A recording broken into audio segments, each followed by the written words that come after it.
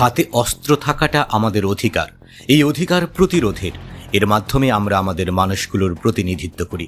এই অধিকার এসেছে ইসরায়েলি আগ্রাসন, দখলদারিত্ব, অবরোধ, হামলার বিরুদ্ধে কঠিন জবাব দিতে। এভাবেই বলছিলেন হামাস নেতা খলিল আল হায়া। ইসরায়েলের দেয়া সমঝোতার প্রস্তাব নাকচ করে এই কথাগুলো প্রচার করেন ফিলিস্তিনের সশস্ত্র সংগঠনের এই নেতা। সমঝোতা বলতে ভেস্তে যাওয়া সাময়িক যুদ্ধবিরতি দীর্ঘ করে পরস্পরের কাছে থাকা বন্দীদের মুক্তি।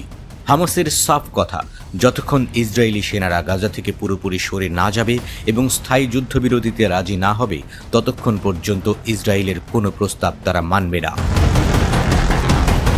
মধ্যপ্রাচ্যের গণমাধ্যমগুলো জানিয়েছে, হামাস মনে করে ফিলিস্তিন এবং তাদের প্রতিবেশী দেশগুলোর ভূমিকে ইসরায়েলি সেনারা নিজেদের সামরিক দখলদারিত্ব হিসেবে বিবেচনা করে, যা আন্তর্জাতিক আইনের সুস্পষ্ট লঙ্ঘন। ইসরায়েলের প্রতিরক্ষা মন্ত্রী ইসরায়েল কাটজ বুধবার এক বিবৃতিতে জানিয়েছেন, গাজা, লেবানন এবং সিরিয়ার কথিত নিরাপত্তা অঞ্চলে অনির্দিষ্টকালের জন্য আমাদের সেনা মোতায়েন থাকবে। কাটজের এই ঘোষণার কারণে হামাসের সঙ্গে যুদ্ধবিরতি চুক্তির আলোচনা আরও কঠিন হয়ে পড়ল। এমনিতেই গত মাসে চুক্তি লঙ্ঘন করে গাজায় ফের তীব্র হামলা শুরু করে ইসরায়েল। এই হামলা করার জন্য হামাসের উস্কানিকে দায়ী করে দেশটি। হামলার সাথে সাথেই গাজার প্রায় অর্ধেক দখল করে নেয় ইসরায়েলি সেনারা। কাটজ বলেছিলেন যে অতীতের মতো ইসরায়েলি সেনারা যেসব অঞ্চল পরিষ্কার অথবা দখল করেছে, সেসব অঞ্চল থেকে তারা সরে যাবে না। একদিকে ইসরায়েলের নেতৃবৃন্দ হামাসকে দোষারোপ করে বলছে যে হামাসই নাকি শান্তি চায় না। যেহেতু অশান্তি চাই, সেহেতু শিগগিরই তাদের জন্য নরকের দরজা খুলে দেওয়া উচিত।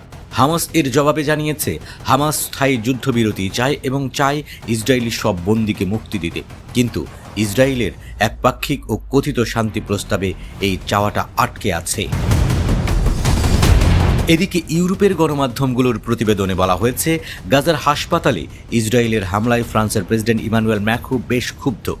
ইসরায়েলের প্রধানমন্ত্রী বেনিয়ামিন নেতানিয়াহুর সঙ্গে টেলিফোনে আলাপকালে ম্যাক্রো বলেছেন, গাজায় মানুষের দুর্দশা যেন অবিলম্বে বন্ধ হয়। একমাত্র যুদ্ধবিরতি হলেই বাকি বন্দীরা মুক্তি পাবেন বলে মনে করেন ম্যাক্রো।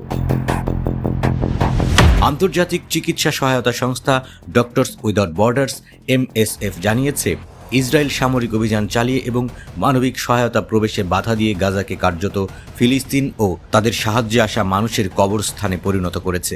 গত 2রা মার্চ থেকে ইসরায়েল গাজায় মানবিক সহায়তা প্রবেশ বন্ধ করে দিয়েছে, ফলে লাখো মানুষ চরম বিপদে পড়েছেন।